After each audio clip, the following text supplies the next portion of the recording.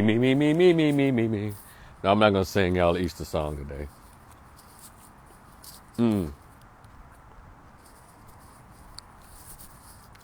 No, I'm not going to give y'all the Easter hymn. Probably should. Maybe one of my oldest but goodies. This is Easter, I guess. I'm already going to give y'all my Easter speech. Y'all remember those when you were little? Jesus died. Jesus rose. Happy birthday. Jesus. I don't know. I never gave Easter speech. I don't know how they used to do it. So, but anyway, wherever you are, even though I don't believe in the European holidays like that, but I know, and there's a lot of people who don't really believe in Easter like that. A lot of people have left the church, but I guess Easter is still a time, regardless if you believe in that myth and all of the foolishness that goes on. Somebody dying on a Friday and third day later? How is third day Sunday morning? It's not the third day. So we've already debunked that. I think it's Shakabera Shango wrote about in his book, The Truth About the European Holidays. So, but people still use it, I guess, as a family get-together. So I think I called home and my mom is cooking at home in my wonderful hometown of Memphis, Tennessee. I know a lot of church going on up in there. And I'm just going to enjoy the day and probably make me a little something. No Easter dinner, but I might go to Taco Bell and it's Chris Pete, good morning. Well, good afternoon, I'm sorry. And so, now I don't have an Easter song. Let's scratch the Easter song. I'm going to get into my Easter speech. And the title of my Easter speech is, We Should Stop Promoting and Accepting Bad Behavior in Our Race. I know a lot of you hate using that word race because some of you have decided to stop fighting for for black unity. So you've just decided to just go with, we're multicultural, we're diverse. And what about intersectionality? And all that kind of crap. They're all distractions and deterrents from black racial unity. And so I'm only concerned about how we behave. I know how everyone else does. What about white folks? No, I don't do that. That's not my concern. I'm always concerned about us. And I'm always questioning, why haven't we progressed to what I believe should be an appropriate position in this society. It's like we're going backwards every summer. It's like black people in our country we get dumber by the summer because we refuse to get active. Shout out to Mediocre Tutorial Reviews. Get active in the progress of our race. And I know y'all hate that word race. I love saying it because America is formed on race. It was because of race that Africans were kidnapped and brought to this country. It's because of race that they decided to have Jim Crow laws and say separate and unequal. Because of race that they didn't want busing black kids going to white schools or, any of that. It's because of race. But why they do redlining and redistricting in these black neighborhoods is because of race. Why they built highways through the black neighborhoods to cut off the economic flow of the black community. Get it? So y'all can put your heads in the clouds and bury your heads under the pillows of diversity, multiculturalism, and intersectionality. I don't do that because I listen to the scholars. Do I need to name them again? I'll name a few of them. Dr. Francis Cress Welsing, Dr. John Henry Clark, Brother Neely Fuller, Dr. Claude Anderson, Dr. Ben Yakahanan, Dr. Julia Hare, Dr. Joy Leary, Dr. Amos Wilson, Michael Porter, Kill Them Before They Grow, Dr. Jawanja Kajufu, Counting the Conspiracy to Destroy Black Boys, Carter G. Woodson's Miseducation of the Negro. I'll keep going and going until one day y'all gonna check out one of these books. Or two or three. So when I talk, you'll understand where I'm coming from. I think, some of us might need to read the Quran. Again, I keep asking, how come the issues that so-called black Americans, regular black Americans have and face every day, the brothers in the Nation of Islam don't face these same issues? What is it that they're teaching in the masjid and the mosque? What is it that they're teaching on Easter morning, on every Sunday morning or Saturday morning, whenever they go to their church? What is it that they're teaching their people, those who decide to become members of the Nation of Islam? Or black Muslim or the Orthodox Islam, what is it that they're teaching that the black church cannot seem to reach regular black folks? I'll keep doing it. I keep asking that question. What is it? Why is it that we don't see the high numbers of teen pregnancy with young women and who are Muslims, Orthodox Muslims, or in the Nation of Islam? How come we don't see high school dropouts of young people in the Nation of Islam? How come we don't hear about a huge number of fatherlessness in brothers and sisters in the Nation of Islam? I'm sure it's there, but it's not a chokehold. You understand the way it is on church-going, Jesus Christ-loving Black Americans. And I hope this doesn't offend, but the truth usually hurts. And I'm just asking questions. And so it leads me to this, about how we tend to accept and promote bad behavior in our race. See, let me say this. It's bad enough that we got white America, white corporate America, who funds this bad behavior in black folks. They call them rappers. They call them black athletes. They call them black actors. They call them gang members. They call them dope dealers. Yeah, white corporate America funds this. They call it child support system, bad behavior. It's like they pay you money to be a jackass. They promote it on TV and music and movies for you to be a jackass in your race, in our race. And then we just kind of go, unknowingly or knowingly, we just kind of turn a blind eye to it, or we're entertained by the foolishness. Shout out to Mona Scott Young, who wrote all of those produces all of those nigga, quote unquote, love and hip hop. But no one ever checks this woman for what she decided to use the white man's money to do. That is make more niggerdom, and black women and black men volunteer to be miscreants for a little pay. So let me give y'all some examples. About 2 weeks ago, I returned home to Memphis. I stayed like 4 or 5 days. And, and I have to, it's for my mom's birthday, right? Every year, my brother and I make sure wherever we are in the world, or in the country, whatever, we're going to make it home for my mom's birthday, for our mother's birthday. And so I came home. And also, even though I've been here in Dallas for the past 14 years, I still love my hometown and my old neighborhood, my old section of the city, North Memphis, you dig. So you can take the boy out the north, but you can't take the north out the boy, you hear me? And all of the iconicness of North Memphis. And shout out to Fraser, the Bay Area, you hear me? All the Hollywood, Springdale, the old Goodwill Village, Standridge, Shannon, Peary's, Church of Chicken right there on Chelsea. All of that. Public library right there. Now they turned into a police precinct. All of that, North Memphis. So anyway, I was at home, and my sister and I went on an errand for my mother at the Kroger at Poplar in Cleveland in Midtown, right? And so I'm coming through the aisle with my basket, and one of the employees, I'm assuming this little hood, this chick, heifer, whatever she was an employee. I think she was putting stuff on the shelf. That she was. I think she worked there. And she had a cart that was kind of almost midway in the,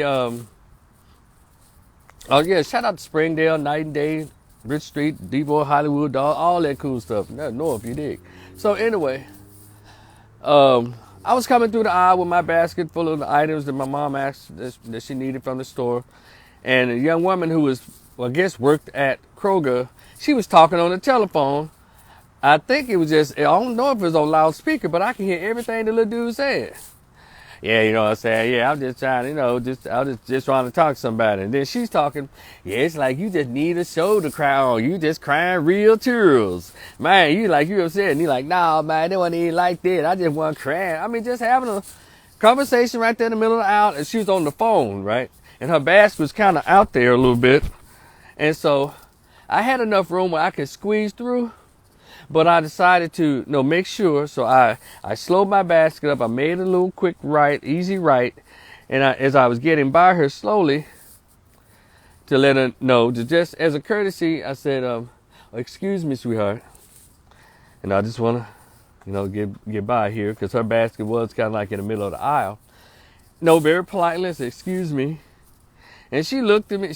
It's almost like I interrupted her phone call, and it kind of upset her. She said, You can fit through there. I said, what? And I saw like, Rico, take a breath really quickly. I said, oh, I was just making sure that I would hit your basket. And it's like I ain't said no. She said, so anyway, you like you was crying real tears. She went right back to a phone call. I said, now what? Now, at that moment, I should have gone to her manager and say, hey, we got a jackass in the aisle. Extremely rude. And she's not very professional. You know, that was my time to really make it happen. But you know how we do? We say, you know what, we just breeze it off. And I said, let you know, I'm guilty of that behavior as well. And I said, you know what, this has to stop.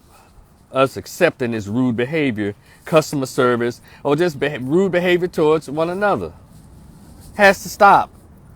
And some people just need to go to therapy. And some of them need life skills training. You know, we can't always wait on the criminal justice system to correct a lot of these weird behaviors in the community, in particular in our race. Because a lot of stuff that we see, we just allow it to go on. And even when it happens to us, we like, well, you know, people, they just act the way they act. And no, that ain't cool no more. You know, cause I'm one of those cats, you know, I don't like that behavior. You know, and I'm tired of us making excuses about where we're from and how we was raised, because after a certain period of time, don't y'all know what's available to all of us? Books. You know what's available to all of us for free? Education.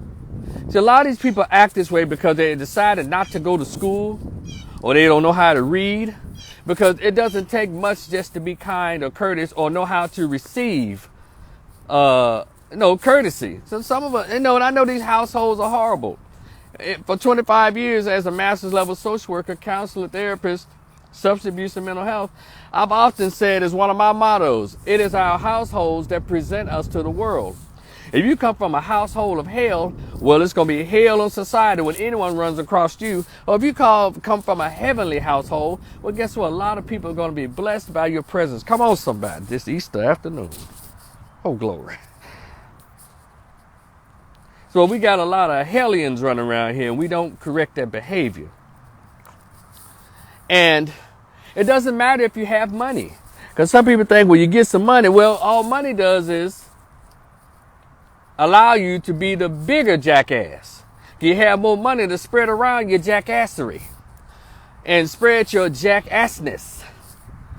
And so it has to be something that has to be instilled in you as a child growing up, how to be respectful, how to be polite, how to, just talk to other people. Even someone talking to you, even if you felt like it was somewhat offensive, you don't have to respond in such a harsh way. You can say, oh, okay, because it's not required. But I guess it has something to do with fathers not being in the home and being that masculine and feminine balance that children need in our community. I swear, for cheese and crackers, a lot of our young men and women, old men and women, act like goddamn fools. Just on anything. And that young woman at work, now here I am coming through. She could have done. Let me tell you, the proper response would have been for her. I'm sorry. It's cool. And I was like, oh, it's okay, sweetheart. We could have just kind of cackled or giggled it off. No, there's something like, oh, okay. Oh, I'm sorry. And then I say, excuse me. She could say, no, oh, you okay? Let me move this a little bit. Something. You can get through there. That's what the little helper said. I said, look, I've been accused of a lot of things. And I think being uppity and acting all that, I think I've been accused of that. But I have to always reject, that's not it. Because it's not, but based on where a lot of us behave, it ain't hard to be uppity around to a bunch of Negroes. You make it easy for someone like me who's regular to appear to be uppity or think I'm better than. I've never thought I was better than anybody, but I am better than a jackass. So I'm going to give a damn what you say.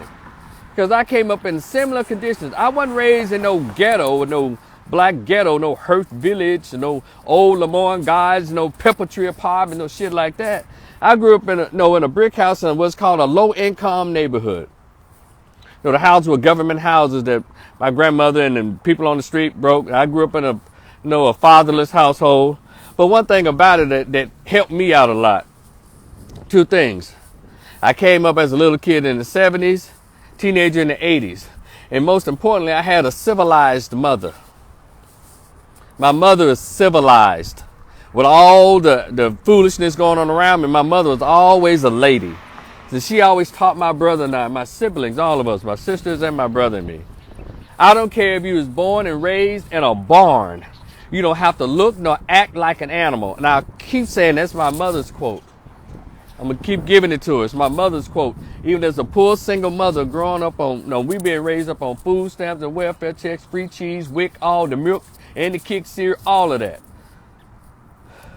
It is not required. And I'm tired of that being an excuse for bad behavior. Because my brother and I grew up around the bullshit when the folks started selling crack and all of that stuff. We made a choice. Our main choice is motivated by not embarrassing our mother. Yeah, we were hungry. We've been out there was some ends of the month. It was kind of tough. All the stuff that black folks did to survive, we did it. Lights got cut off and all that stuff. We go back out there and turn them on until they put that lock on it. Water got turned off. Go get that wrench screwdriver and turn the water back on. We did all that shit.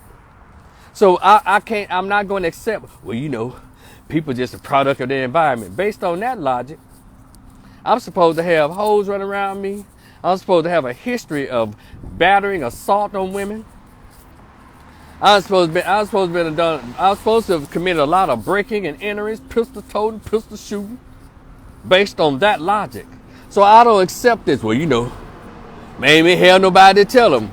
Well, there's always people trying to tell you, but you allowed Satan's guidance to take over. Come on, somebody. You know what I'm saying? And so this bad behavior has become almost brand name. It's become funded. And I'm kind of over it in our community. Because the ghettos can be the ghetto. The ghetto is just buildings or just rubble houses. But don't you know what makes it the ghetto? The people. Because you ain't got to have no money, but dignity is free. Self-respect is free. Education is free. Books are everywhere. Let me tell you something different between. The difference is the reader is too busy trying to get the next book to read because the reading takes you to another place. Your non-reader, they out here in this world with no good common sense, doing stuff, making these weird mistakes when they don't have to. And I'm not talking about perfection. I'm just talking about practice. A lot of us don't even practice being decent. Man, I came up this way, man. Shit, that's what it is. I got it from the street. I got it from the mud.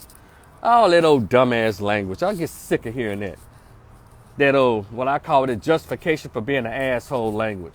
So what, you were poor? You know how many poor little black kids around here now? A lot of people are poor. Yeah, this COVID made a lot of us fucked up around here. And people like me still trying to recover, trying to get some things back, trying to get back on. But still, I walk with a dignity in a particular class because I wasn't raised by animals. I was raised by a classy, dignified, soft-spoken woman called my mother. And that's why I act the way I act. So if y'all think I'm acting uppity, or people think, people like me act uppity and think we better than, no, it's called raising. Yeah, I don't have half the money or close to the money that some of the savages have. Where are your principles? And then those of us who stand around here and watch this behavior, you'll know better. We have to check this behavior. So, man, you don't want to start them, man. These folks out here, man, they act crazy. Well, you don't act crazy? All you got to do is, it don't take nothing but an email or a phone call to get a lot of this crap shut down. And some of it just politely correcting behavior. Like, why are you doing it? It ain't even necessary. Let me give y'all another example of the foolishness. I work a little part-time hustle where I get to see concerts and football games right here in Dallas-Fort Worth, right? So last night, I was privy to work at the Errol Spence Jr. fight when he fought Uga. And boy, that sixth round almost was a goner for little brother Spence, but congratulations, he pulled through. But the crowd is probably like well over 60,000 people up in there. It was mainly a diverse minority group, a lot of blacks, a lot of Mexicans, a lot of and a sprinkle of others. But plenty of episodes, people to people, they get to drink and they start doing them. But so this is not the time. This is not me. This is not my little tirade on how poorly blacks act. I don't do all this shit. But I'm going to tell you about some behavior here. Uh, and then y'all know my favorite topic is behavior of black males and the progress, because I consider myself a black male advocate, right? So here I am. The post I worked was down in the private boxes and suites and near the elevator, and where people went down to the floor when they had their floor seats and stuff. And so people coming through. I got to see Buster Douglas, by the way. Celebrities were coming through there, I think, but where I was, I only got to see Buster Douglas. And there might have been some other celebrities, but I don't know who these young rappers are. A lot of these, if you're not all on radio and I don't see your videos, I don't know who you are these days. But unless you're old school icon or legend, I'd recognize you. But a lot of these young guys, young black dudes, I guess other people recognize them, I didn't recognize them. I know how they go to they get all this goddamn jewelry on, hands, fingers. It's supposed to be diamonds and gold and all that. First of all, I shake my head at these little idiots. They love to walk around looking like stereotypes. Then get mad when they get stereotyped. Y'all help me with that, okay? And so, little black dude after little black dude wanna all the jewelry, out of all the Big T bazaars and all the swap meets, and then it's funny about when they come out, and I'm plenty of chicks now. It's like all the little black and Hispanic women tried to out-booty each other. Bought a lot of bought booty and a lot of unnatural booty. I mean, natural booty. But one thing I noticed with all of those women, I said, none of these women has Peloton in their lives. They don't know what a treadmill. They don't know what a treadmill is. They don't know what a Stairmaster is. They don't know what weights are. They don't know what Jenny Craig is. She could have been like medium slender build, but she was flabby or had dents in her ass and thighs. We got a lot of unhealthy women in America, and a lot of unhealthy black and Hispanic women, just flabby and fat, wearing tight jeans and see-through dresses. For me, I don't know about y'all, but that's not a turn on. I like fit and fine women. I don't like women with wearing naked clothes, booty shorts and all that, but you got dents in thighs. Your thighs look like you walked in a hailstorm. Your ass look like somebody was shooting you with BB guns in your ass. I don't think none of that is sexy. But there's a lot of thirsty, hungry dudes out here that think that kind of stuff is sexy. I don't. I like fit, fine women. No matter what age you are. Y'all know I don't do thick and fat, so if you're going to be thick and fat and try to wear naked clothes, at least let your skin be smooth. Don't have, as my grandma used to say, rankles every damn well. And them big Auntie Monique arms and shit. But you want to wear your arms out, your breast out, and with veins down, what's called them, blood vessels and veins down your chest. And the flabbiest booty cheek meat coming out your short shorts, my God. But a lot of them had little dudes with them.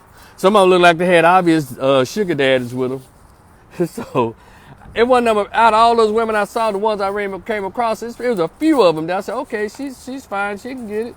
But the rest of them was like, oh man.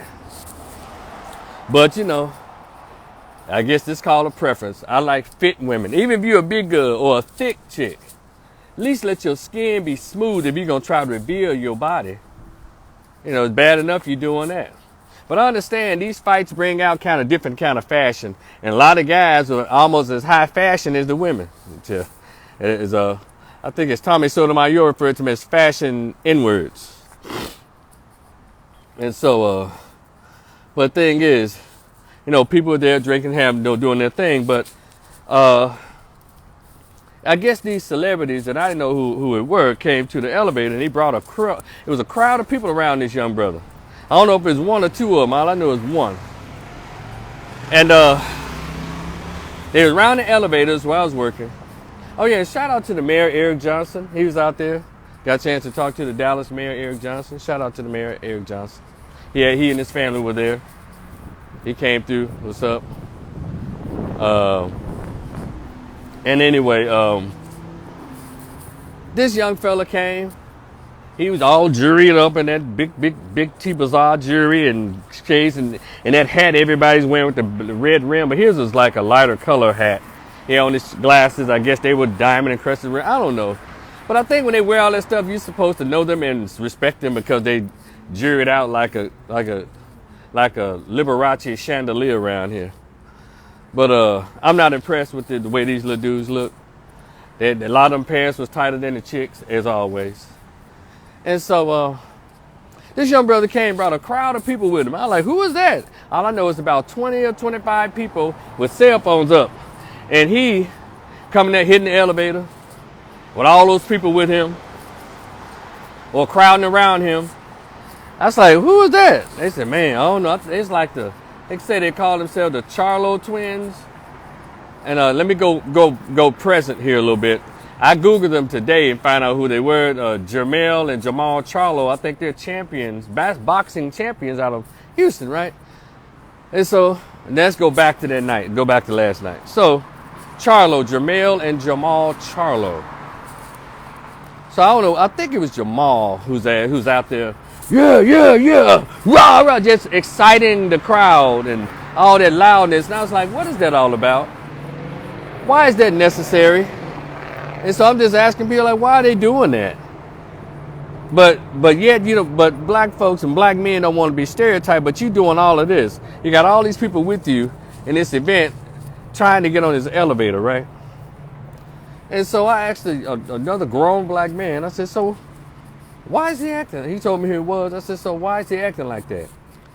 And this brother gonna look at me and say, as he walked up, yeah, man, it's just how they act, man. That's them. I'm like, really? And in my mind, I said, so you think that's pretty cool? That's what's up? It's like we approve it, like he thought it was okay behavior. Maybe because I'm over 50 and I've, grown a little bit. But when I was young, I didn't think that kind of behavior was appropriate. Just doing it because you got your ego on blast and people are feeling you at that moment, so you got to perform in a way that almost can be considered inciting a riot. So he had all those folks, they was all around, and I asked a little Hispanic lady, I said, who's that? She said, I don't know, but I see all these people out here, I'm just recording. So there's a lot of recordings of that. It's all on Instagram, so I'm sorry, Instagram or just say social media. Just look up Charlo brothers at the Errol Spence Jr. fight, the AT&T. Just look around. You'll probably see them. There's a lot of them up there videotaping, but we couldn't take our phones out. Cell phone videoing the behavior of what he was doing. So, okay, the elevator door is open. All of them, and some tell you something about young women. A lot of little fine little chicks is with them. What they do is gaslight this behavior in young black males. And I keep saying to dudes, we got a whole manosphere trying to teach young black males, stop allowing these chicks to set you up for failure. He hyped all out the crowd. He done got on there, and then all those people tried to crowd in. And it got so bad that the elevator doors wouldn't close. Okay, so my coworker, she had to go up there and say, hey, and someone else was up there who worked there, went up there and said, hey, y'all, some of y'all got to get off this elevator. They, rah, rah, rah, yeah, rah, rah, yeah. And so the doors kept opening because they wouldn't close. It was over capacity. And so people started coming in on the back of the elevator because it can open up in the front and then you go to the back of it and open up in the back as well. So I walked on the backside to see what the hell was going on. Why won't some of these people just leave the elevator? And also to that Charlo twin, whoever he wasn't showing any type of responsibility or leadership because he could have ended all of that, but he was acting like a stereotype, a Negro, a Sambo. Rah, rah, yeah, well, you got up, fucked up. No, just hyping up the shit. So I went on the other side and the door opened and I yelled to them. I said, hey, the elevator's not going to go down because there's too many of you. Y'all, some of y'all, it's not going to go down because there's too many of y'all. And so the Charlo brother, I think it was Jamal, because they look identical. The Charlo brother, the professional boxer, he comes out in them cartoon-ass clothes and them big T Bazaar and swap meet ass Bazaar. He comes off the elevator, walks up on me and says, well, what you want us to do, my nigga? I said, I'll tell y'all, I had my mask on. And all of a sudden, I lost my voice because I took my mask off and started coughing. I said, hold on a minute, motherfucker. I'm going to tell you. Wait a minute. I'm going to tell you what you... Next thing he hops on I was on the elevator, and my voice actually was gone. I said, what happened? I mean, because I don't know, it's like I needed a drink of water because I hadn't had any, but I don't know why my voice left. Because maybe it was a good sign. No, Rico, don't. Cause yeah, he walked up on me in my face. What you want to do, my nigga? Like, really? And so that kind of pissed me off. And then as I watched the fight on the screen, they kept going. You know how they try to point out celebrities, and his face always appeared. So if y'all watch the fight again on Showtime or whatever pay-per-view, they'll put on, he got on this little hat and juried out. I said, that's so unfortunate that this the best you can do. You know, I didn't know who he was, but now I know who he is, him and his brother. And I'm not trying to condemn them. I'm sure they're excellent fighters. They got championship belts. But I'm just saying, as black men, when we're in even a minute position to lead on that level, why you behave that way? I know a lot of rappers got it bad, but these little black dudes who think they got a little clout, boy, they sure can show out with each other. Now here I am, a little dude with a gray all in my twist. He gonna jump up in my face. Now you a goddamn championship boxer. You gonna come in my face, which it didn't bother me. I was upset because the young punk called me the N-word. That was my main upset. And no, I wasn't finna back down from you, punk. You jump in my face, dude. I'm not in your neighborhood. I ain't grow up with you. But you know, it's unfortunate. But we have to stop this bad behavior. And someone please get this video to him or his brother so they can know. Yeah, I'm the dude, little Charlo, you little fucker, you. Jumped in my face for no reason at all because y'all were behaving badly. You were showing poor leadership.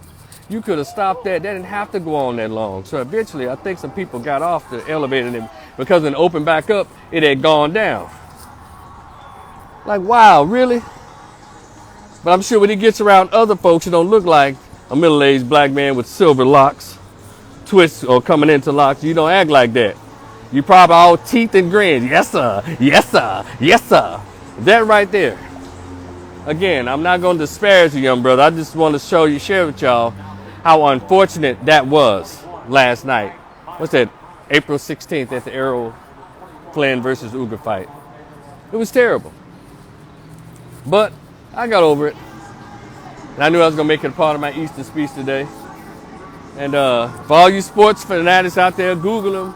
Y'all may know who they are. I don't know who these people are. But I found out who he was last night, and it was a poor introduction for me to find out about some champions. You want to act like some kind of street hooligan.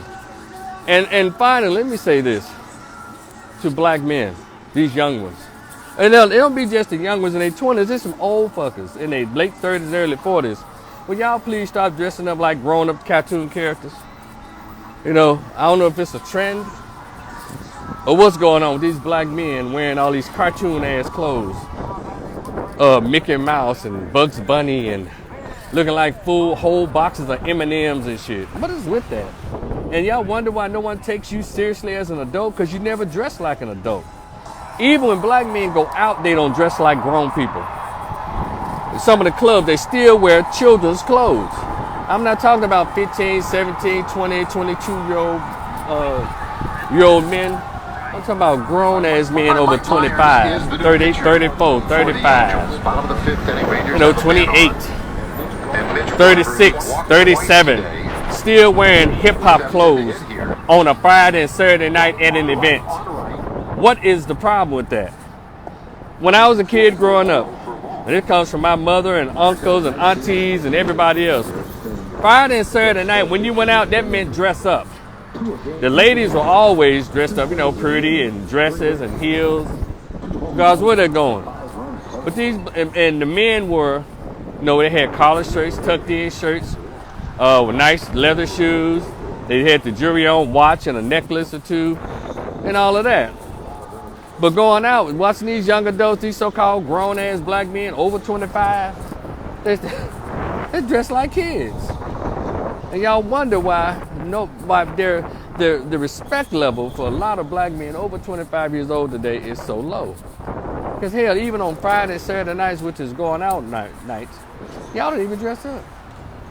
I mean, dress appropriately. It's the weirdest behavior. You know, why they continue to do that at such late ages. I think it's referred to as latent development, latent maturity in a lot of black males who weren't raised by fathers.